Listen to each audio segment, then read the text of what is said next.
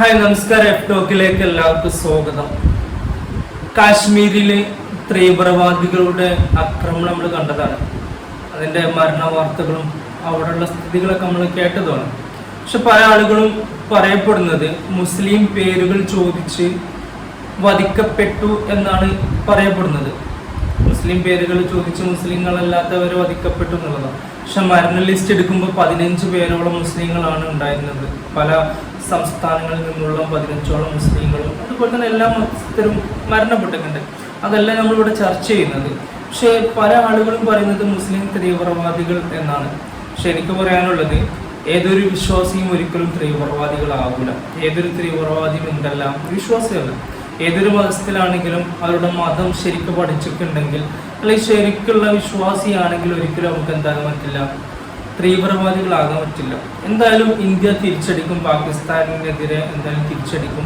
അതിനുള്ള ശക്തി നമുക്കുണ്ട്, ഇന്ത്യക്കുണ്ട് എന്ന് നമുക്കറിയാം. പക്ഷെ അതിലാരെ നമുക്ക് ഡേഞ്ചറസ് ആയ എനിക്ക് തോന്നിയ കാര്യം എന്ന് പറയുന്നത്, ഇപ്പോൾ ഏതൊരു രാജ്യത്തിനും ഇപ്പോൾ ഇന്ത്യയെ തകർക്കണം എന്നുണ്ടെങ്കിൽ അവർക്ക് ഇവിടെ ഏറ്റവും വില പോകുന്ന ഒരു കാര്യമാണ് വർഗീയത എന്നുള്ളത്. ഇപ്പം നമ്മൾ പറഞ്ഞ പോലെ തന്നെ മുസ്ലിം വർഗീയത ഉള്ള മുസ്ലിം പേരുകൾ ചോദിച്ച് അവരല്ലാത്തവരെ വധിച്ചു എന്ന് കേൾക്കുമ്പോൾ ഇവിടെയുള്ള മറ്റു മതസ്ഥത്തിലുള്ള തീവ്രവാദികൾക്കും എന്താവാം, അവർക്കും ദേഷ്യം വരികയും ഇതുപോലെ എന്താ പറയുക ഇറിറ്റേഷൻ വരികയും കാര്യങ്ങളൊക്കെ ചെയ്യാം. അപ്പം മറ്റൊരു രാജ്യത്തിന് പാകിസ്ഥാൻ്റെ ഉദ്ദേശവും അത് തന്നെ ആവാം. ഇന്ത്യയെ തകർക്കണം എന്നുണ്ടെങ്കിൽ ഇവിടെ ഏറ്റവും വില പോകുന്നത് യുദ്ധങ്ങളൊന്നുമല്ല, അതിലാറെ അവർക്ക് വില പോകുന്നത് ഇവിടെ ഇന്ത്യയിലായിട്ട് ഇന്ത്യൻ്റെ അകത്ത് തന്നെ കലാപങ്ങൾ ഉണ്ടാകാൻ സാധിക്കുന്നത് അവർക്ക് ഇങ്ങനെയുള്ള വർഗീയതകളാണ് എന്നുള്ളത് അവർക്ക് തീർച്ചയായിട്ടും ഇപ്പോൾ അതിനുള്ള ഒരു അവസരമാണ് എന്നും ഇപ്പോൾ ഇന്ത്യയിൽ ഏറ്റവും വില പോകുന്ന കാര്യം വർഗീയത എന്നു അവർക്ക് തിരിച്ചറിയാം. അതുകൊണ്ട് തന്നെയാണ് അവർ ഇങ്ങനെ ഒരു മൂവ്മെന്റ് നടത്തിയത്.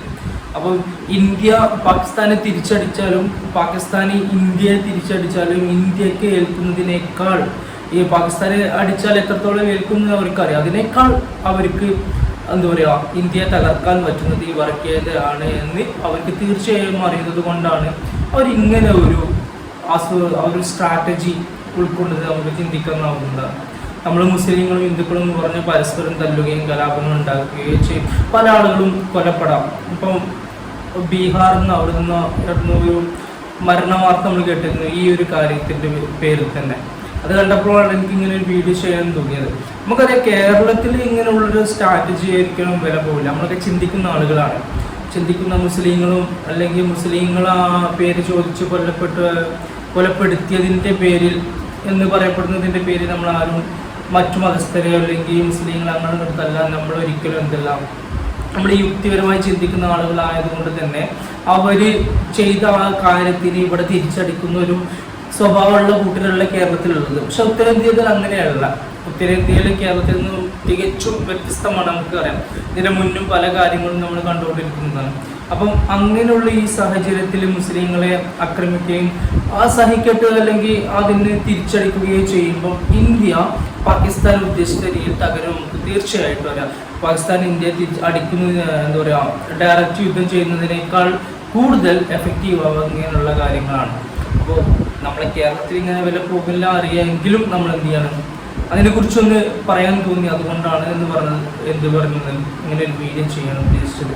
അപ്പോൾ പല ആളുകളും പല മതത്തിൻ്റെ പേരിൽ വന്നുകൊണ്ട് അക്രമങ്ങൾ സൃഷ്ടിക്കും. പക്ഷെ നമ്മളെന്ത് എന്താ ഇപ്പം ഞാൻ വിശ്വസിക്കുന്ന മതം ഇസ്ലാം മതമാണെങ്കിൽ ഇസ്ലാം മതമാണ്. പക്ഷെ ഞാൻ വിശ്വസിക്കുന്നത് ഞാനൊരാളെ കൊന്നത് കൊണ്ടോ അല്ലെങ്കിൽ ഞാനൊരാളെ ഇസ്ലാമിലേക്ക് കൊടുക്കുന്നത് കൊണ്ടോ ബലം പ്രയോഗിച്ചു കൊടുക്കുന്നത് കൊണ്ടൊന്നും ഞാൻ സ്വർഗത്തിൽ പോകില്ല. ഞാൻ സ്വർഗത്തിൽ പോകണമെന്നുണ്ടെങ്കിൽ ഞാൻ നന്മ ചെയ്യണം എന്ന് വിശ്വസിക്കുന്ന വ്യക്തിയാണ്. അതായത് നമ്മൾ നന്മ ചെയ്താൽ മാത്രമേ നമ്മളെ വിശ്വാസപ്രകാരം നമ്മൾ വിജയിക്കുകയുള്ളൂ. അല്ലാതെ ഒരാളെ പോയി തോക്കിച്ചൂണ്ടിക്കൊല്ലുകയും വെട്ടിക്കൊല്ലുകയും മറ്റു മതസ്ഥരെ പോയി ആക്രമിക്കുകയും ചെയ്തുകൊണ്ട് സ്വർഗത്തിൽ പോകുന്നത് ഞാൻ എവിടെയും പഠിച്ചിട്ടില്ല. അപ്പോൾ ആയതുകൊണ്ട് അങ്ങനെയുള്ള അക്രമങ്ങൾ വരുമ്പോൾ നമ്മൾ എന്ത് ചെയ്യാം, വ്യക്തിപരമായി ചിന്തിക്കാം എന്നാണ് എനിക്ക് ഈ അവസരങ്ങൾ പറയാനുള്ളത്. കാരണം എന്താ വെച്ചാൽ ഉത്തരേന്ത്യയെ പോലെയുള്ള സ്വഭാവമുള്ള ചില ആളുകൾ ഇവിടെ ഉണ്ടായേക്കാം. ആ ആളുകളിലേക്കാണ് നമ്മൾ എന്ത് ചെയ്യുന്നത്, ഈ മെസ്സേജ് കൈമാറുന്നത്. അവരുടെ സ്ട്രാറ്റജി ആവാം ഇത്, നമ്മൾ തമ്മിൽ അടുപ്പിക്കാനുള്ള സ്ട്രാറ്റജി ആവാം. ഒരിക്കലും ഇവിടെയുള്ള മുസ്ലിങ്ങൾ എന്തായാലും ഒരിക്കലും പാകിസ്ഥാനെ സപ്പോർട്ട് ചെയ്യില്ല. പാകിസ്ഥാൻ്റെ പ്രധാനമന്ത്രി പറഞ്ഞത്, ഉപപ്രധാനമന്ത്രി കേട്ടോ, വൈസ് പ്രസിഡന്റ് ഉപാധ്യക്ഷൻ പറഞ്ഞത് അവർ സ്വാതന്ത്ര്യ സേനാനികളാണ്, അവർ ആദരിക്കുക ചെയ്തിട്ടുണ്ട്. അപ്പം അങ്ങനെ ആദരിച്ച ആളുകളെ നമ്മൾ എന്ത് ചെയ്യില്ല, നമ്മളെ രാജ്യത്തെ ആക്രമിച്ചതിൻ്റെ പേരിൽ അവർ ആദരിച്ചു എന്ന് പറഞ്ഞു. അങ്ങനെ ആദരിച്ചിട്ടുണ്ടെങ്കിൽ നമ്മൾ തിരിച്ചടിക്കും, അപ്പോൾ നമ്മൾ ആദരിക്കും നമ്മളെ ആളുകളെ, അത് വേറെ കാര്യം. അപ്പോൾ ആ ഒരു സംഗതി അറിഞ്ഞപ്പോൾ ഇങ്ങനെ വീഡിയോ ചെയ്യുന്നത്, വീഡിയോ ലേറ്റ് ആയിട്ടുണ്ട്. അപ്പോൾ നമ്മൾ ഈ മെസ്സേജ് നിങ്ങൾക്ക് മറ്റുള്ളവർക്ക് എന്ത് ചെയ്യാം, ഷെയർ ചെയ്ത് കൊടുക്കുക. നമ്മൾ എന്ത് ചെയ്യാം, ഹാപ്പി ചെയ്യിക്കട്ടെ. Thank you.